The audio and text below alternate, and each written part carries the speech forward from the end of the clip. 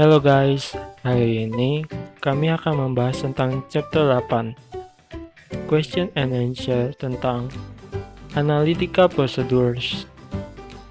Kelompok kami terdiri dari Ark dan Jiat Aditya dengan NIM 2018-793, Reynaldi Surya Payonggi dengan NIM 2018-728, Enrico dengan NIM 2018-7009, lalu saya sendiri Hans Christian Handoko dengan NIM 2018-743.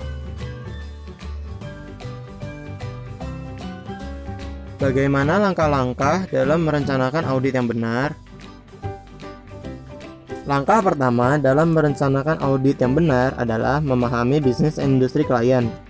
Pada saat pertama kali klien datang lalu meminta diaudit, sebaiknya mencari informasi lebih banyak mengenai bisnis di bidang jasa atau barang, serta industri di bidang pertambangan atau hanya menjual jasa. Yang kedua, menilai resiko bisnis klien. Cara menilai resiko yang lebih sering digunakan adalah dengan mencari informasi terkait perputaran modal, inventaris, dan pelunasan kewajiban hutang, sehingga dapat dinilai apakah resiko saat mengaudit bisnis klien ini semakin besar atau kecil. Yang ketiga, melakukan prosedur analitik pendahuluan. Mengutamakan perencanaan analisa yang efektif sehingga dapat meminimalkan resiko yang dihadapi auditor. Yang terakhir, menilai resiko audit yang dapat diterima. Dengan mengumpulkan bukti-bukti yang valid serta dapat diterima, maka hasil audit dapat menjadi acceptable baik dari perusahaan klien maupun auditor sendiri.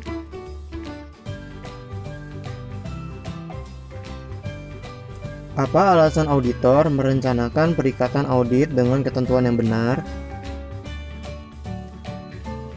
Alasan auditor merencanakan perikatan audit dengan ketentuan yang benar adalah memungkinkan auditor untuk mendapatkan bukti kompeten yang memadai untuk keadaan tersebut. Ini penting untuk meminimalkan kewajiban hukum dan menjaga reputasi profesi sebagai auditor. Kedua, untuk membantu menjaga agar biaya audit tetap wajar. Mengingat lingkungan audit yang kompetitif, menjaga biaya yang wajar membantu perusahaan auditor dapat tetap mempertahankan klien. Yang ketiga, untuk menghindari kesalahpahaman dengan klien. Ini penting untuk menjaga hubungan klien yang baik. Manda adalah seorang auditor yang mengaudit PTA di tahun sekarang. Manda meminta izin untuk berkomunikasi dan membicarakannya dengan auditor sebelumnya mengenai tinjauan kertas kerja akun tertentu yang beresiko tinggi. Klien PTA ternyata menolak usulan tersebut. Apakah keputusan Manda akan berdampak pada opininya? Jika iya, jelaskan.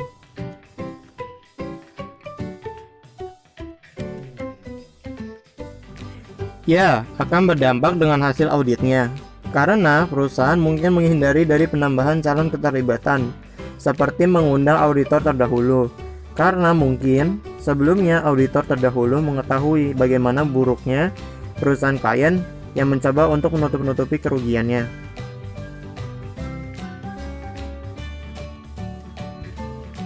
Selanjutnya akan dilanjutkan oleh saya, Enrico. Nah, yang pertanyaan yang keempat, bagaimana agar risiko audit dapat diterima oleh entitas yang telah diaudit?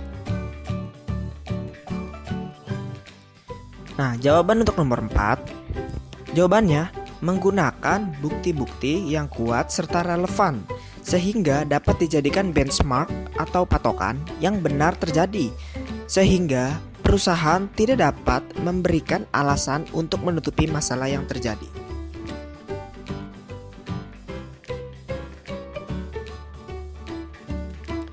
Selanjutnya pertanyaan nomor 5.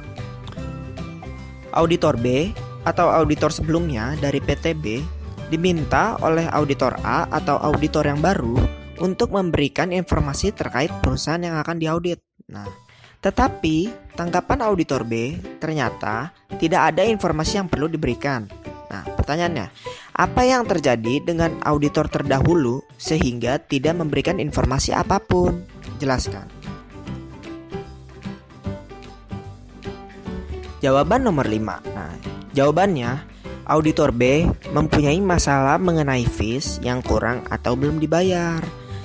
Nah, jadi maksudnya auditor B ini memiliki fee yang belum dibayar oleh perusahaan yang dia audit. Nah, maka dari situ ia tidak dapat memberikan informasi kepada auditor A. Nah, serta ada kemungkinan bahwa auditor B mempunyai self treat dengan klien perusahaan yang akan diaudit auditor A. Nah, maksudnya auditor B ini melakukan kecurangan, seperti mungkin dia disogok oleh klien, diberikan barang atau hadiah atau sebagainya, buat membuat laporan di perusahaan si klien ini menjadi bagus.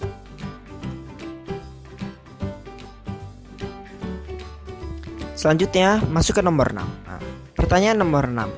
Bagaimana auditor memahami tentang persyaratan perikatan serta tanggung jawabnya sebagai auditor? Jelaskan.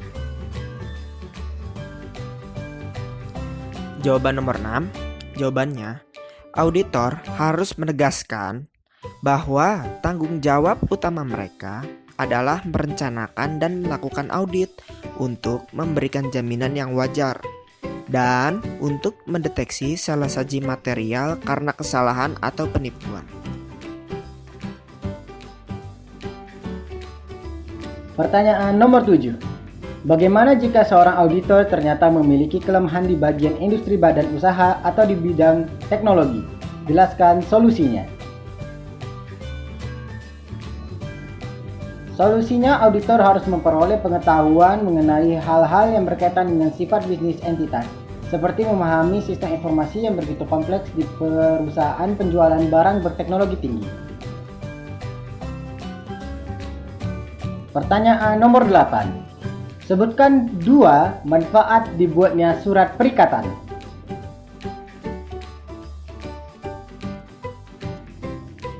Jawabannya adalah yang pertama, menghindari kesalahpahaman antara auditor dengan klien, karena ini penting untuk menjaga hubungan antara kedua belah pihak.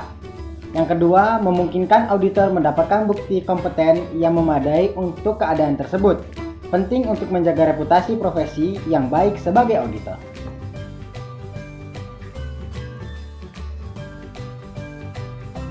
Pertanyaan yang ke-9. Apa tujuan utama dari surat perikatan audit? Lalu, apakah diperlukan surat tersebut?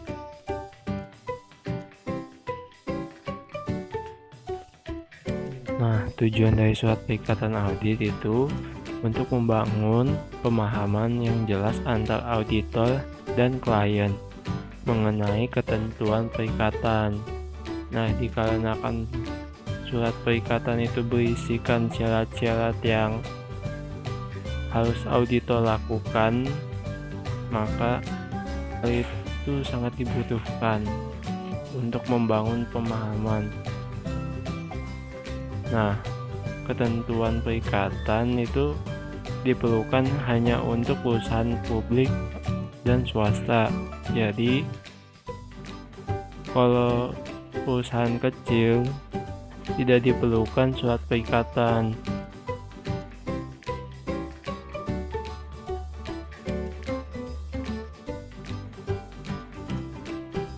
Pertanyaan yang ke-10. Dalam perencanaan awal audit memiliki beberapa kegiatan penting. Apa saja kegiatan tersebut? Nah, jawabannya itu terdiri dari 3 hal penting.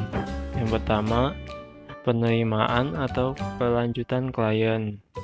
Seorang auditor harus menentukan apakah melanjutkan hubungan tersebut sesuai dalam kepentingan terbaik perusahaan. Yang kedua, identifikasi tujuan klien yang ingin diaudit. Auditor harus menentukan alasan audit secepat mungkin. Beberapa kegiatan perencanaan dapat dipengaruhi oleh alasan klien untuk meminta audit. Yang ketiga, mengembangkan strategi audit secara keseluruhan. Strategi harus mempertimbangkan alasan audit, termasuk staf, perikatan, dan spesialis audit yang diperlukan.